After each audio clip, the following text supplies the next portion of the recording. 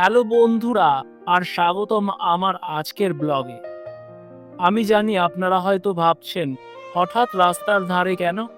আসলে আমার আজকের বিষয়টা একটু অন্যরকম, একটু সংবেদনশীল। আজ আমি কথা বলবো আমাদের শহরের, আমাদের পাড়ার সেই সব বোবা বন্ধুদের নিয়ে, যাদের আমরা প্রায় রোজ দেখি, পথকুকুরদের নিয়ে।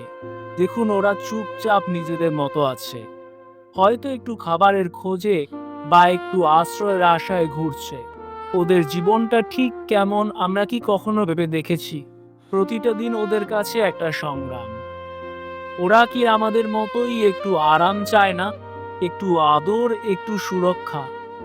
কিন্তু ওদের ভাগ্যে কি জোটে? আমরা প্রায়ই দেখি কেউ ওদের তাড়িয়ে দিচ্ছে, হয়তো একটা লাথি মারছে বা শুধু ঘৃণার চোখে দেখছে। সামান্য ভুল করলেই ওরা মানুষের কাছ থেকে অপমান আর নিষ্ঠুরতা ছাড়া আর কিছুই পায় না। নোংরা, অশান্তি সৃষ্টিকারী, এই তকমাগুলোই কি ওদের পরিচয়? ওরা তো কথা বলতে পারে না, নিজেদের দুঃখ বোঝাতে পারে না, কিন্তু ওদের চোখেও তো কষ্ট ঝরে।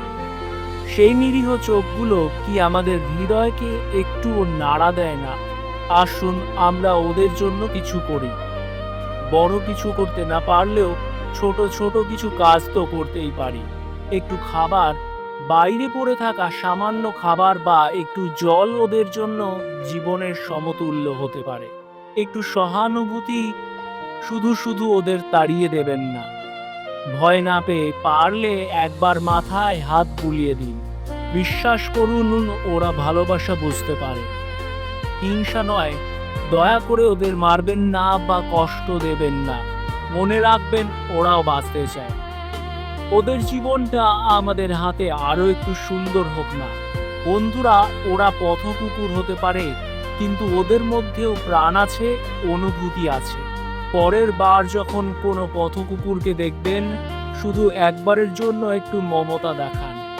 আপনারাই বলুন, ওদের জীবনটা কি একটু ভালোবাসার যোগ্য নয়? কমেন্টে আমাকে জানাবেন। আর এই বার্তাটা সবার কাছে পৌঁছে দিতে ভিডিওটা শেয়ার করুন। ভালো থাকবেন আর ভালোবাসা ছড়িয়ে দিন। দেখা হচ্ছে পরের ব্লগে। টাটা।